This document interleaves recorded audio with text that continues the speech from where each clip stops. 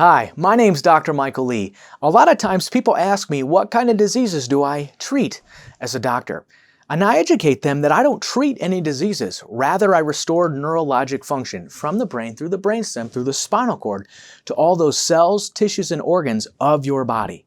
Think about this. Your body is a community of trillions of cells governing millions of functions. All of that happens via the nervous system because the nervous system coordinates and orchestrates this thing that we call life. And that's what I work with as an upper cervical chiropractor. I care about the spine, but I more so care about what's inside of it because it's what's inside of it what keeps us alive.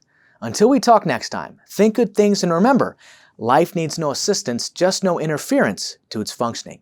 Have a great day.